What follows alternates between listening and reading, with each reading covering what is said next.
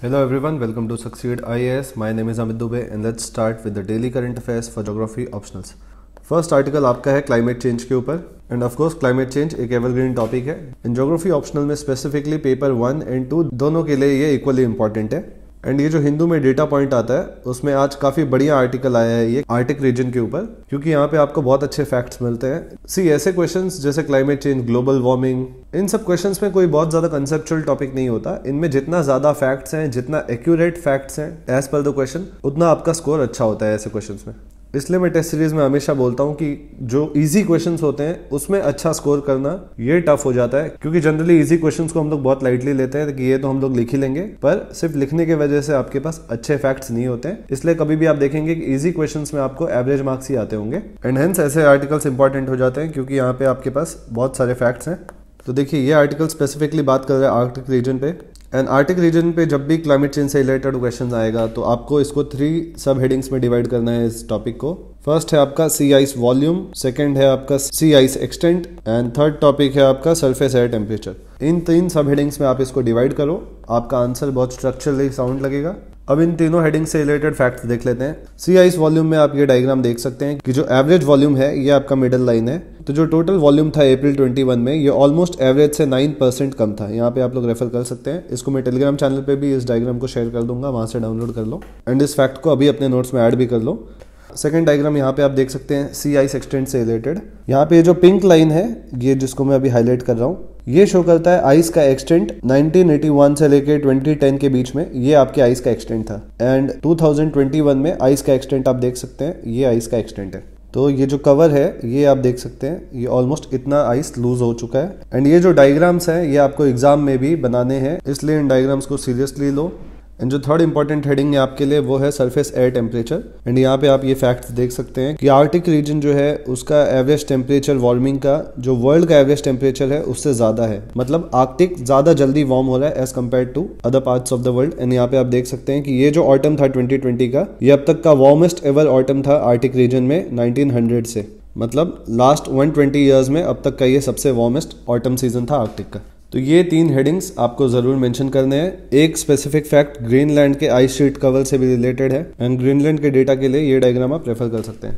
ये थर्ड वाला जो ग्राफ है इसमें आप देख सकते हैं कि 1990 में आर्कटिक का surface temperature around -2 degree Celsius था, जो 2020 में अराउंड 1.5 से 2 डिग्री सेल्सियस के आसपास आ चुका है। एंड ये जो ब्लू लाइन है बीच में ये आपका ग्लोबल सरफेस टेम्परेचर दिखा रहा है। तो क्लाइमेट चेंज के लिए काफी बढ़िया आर्टिकल था। इसके जितने भी फैक्ट्स है सबको अपने नोट्स में ऐड कर लो, प्लस और कौन से टॉपिक से आपके रिलेट करता है सिलेबस के उसको देख लेते हैं। तो क्योंकि ये टॉपिक ग्लेशियर रीजन से रिलेटेड है इसलिए ज्योग्राफी पेपर 1 में जो भी ग्लेशियर रीजन से रिलेटेड कॉन्सेप्ट्स हैं उसको हम लोग को यहाँ पे प्रिपेयर कर लेना है। फॉर एग्जाम्पल आपका हो गया इरोजनल सर्फेसेस, इसमें जो डिपोजिशनल एंड इरोजनल फीचर्स होते हैं ग्लेशियर लैंडफॉर्म्स के वो आपको प्रिपेयर करना है। सिमिलरली अप्लाइड जियोमॉर्फोलॉजी में टॉपिक्स हैं जैसे ग्लेशियर लेक, आउटबर्स्ट फ्लड, ये सारे टॉपिक्स आपको प्रिपेयर करने हैं। फिर कंसेप्ट ऑफ जियोमॉर्फिक साइकिल्स में आपका ग्लेशियल साइकिल ऑफ इरोजन ये एक इंपॉर्टेंट टॉपिक हो जाता है। क्लाइमेटोलॉजी में ग्लोबल क्लाइमेटिक चेंज से रिलेटेड हमने फैक्ट्स देख ही लिए हैं इस आर्टिकल में। एंड यहाँ पे role and response of man for in climate change and applied climatology में यहाँ पे आपको COP26 और ये सब जो करंट अफेयर्स में चलते रहते हैं ये चीज़ें इंपॉर्टेंट है।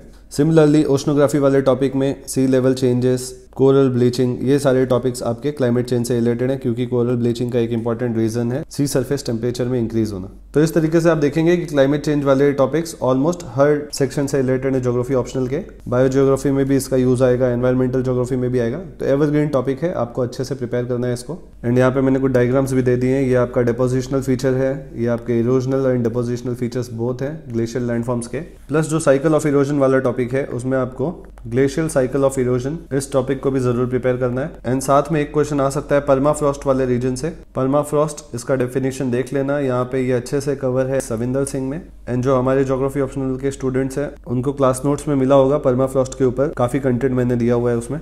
नेक्स्ट आर्टिकल देख लेते हैं। नेक्स्ट आर्टिकल रिलेटेड है केरला के सिल्वर लाइन प्रोजेक्ट से। यहाँ पे ये इंपॉर्टेंट नहीं है हम लोग के लिए। हम लोग के लिए ये टॉपिक इंपॉर्टेंट हो जाता है पेपर 2 में ज्योग्राफी ऑप्शनल के मैप मार्किंग के लिए। एंड एनवायरमेंट वर्सेस डेवलपमेंट वाले जो टॉपिक आते हैं, मैंने आपको पहले भी बोला है कि environment versus development generally UPSC इस पे क्वेश्चंस पूछती है। तो ऐसे टॉपिक्स में एक एग्जांपल हमने देखा था Ken Betwa river linking project. Development के लिए बहुत इंपॉर्टेंट है क्योंकि ये irrigation facilities, drinking water facilities provide करेगा फार्मर्स के लिए एंड उस रीजन के backward area development development programme के लिए इंपॉर्टेंट है ये। But on the other hand इसके इश्यूज क्या है कि जो पन्ना टाइगर रिजर्व है वो इसके वजह से सबमर्ज हो जाएगा एंड बायोडाइवर्सिटी एंड इकोलॉजी के लिए काफी नेगेटिव पॉइंट है ये। सिमिलरली यहाँ पे जो सिल्वर लाइन प्रोजेक्ट है केरला का, ये high speed railway line project है जो केरला के जितने भी कोस्टल डिस्ट्रिक्ट्स हैं उनको कनेक्ट करता है। यहाँ पे आप प्रोजेक्ट का डिटेल्स देख सकते हैं। हम लोग के लिए ये सब चीजें इंपॉर्टेंट नहीं है, हम लोग के लिए बस ये इंपॉर्टेंट है कि एनवायरमेंटलिस्ट का कंसर्न है कि ये प्रोजेक्ट में काफी नेगेटिव इंपैक्ट देखने को मिलेगा हमको एनवायरमेंट में, क्योंकि ये वेटलैंड, पैडी फील्ड्स, हिल्स, ये सारे रीजन से पास होगा, काफी डिफॉरेस्टेशन वगैरह करना पड़ेगा।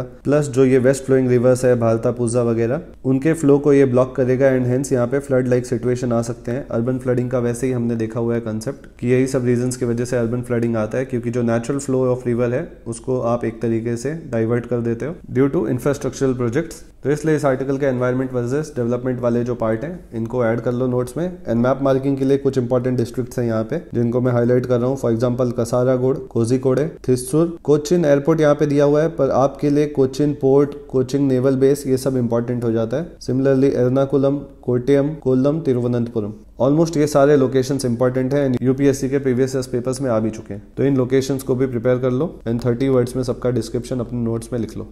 नेक्स्ट आर्टिकल, ये हमने कल देखा था इंडियन फिशरमैन से रिलेटेड जो कंसर्न्स थे श्रीलंका और इंडियन फिशरमैन का। बट यहाँ पे मैं कुछ मैप लोकेशंस आपको बताना भूल गया। For example park straight and gulf of Mannar. हमने कल देखा था रामेश्वरम, मंडपम और जगदपत्तिनम, ये 3 locations. But park straight and gulf of Mannar भी इक्वली इंपॉर्टेंट है एंड इनको भी आप अपने नोट्स में ऐड कर लो। एंड आज के लिए ज्योग्राफी ऑप्शन में बस इतने आर्टिकल्स थे। तो जिन लोग को ये पीडीएफ रेफर करना है वो टेलीग्राम चैनल से इसको डाउनलोड कर सकते हैं। टेलीग्राम चैनल का नाम है succeed IAS official and that's it for the day. Good bye, take care.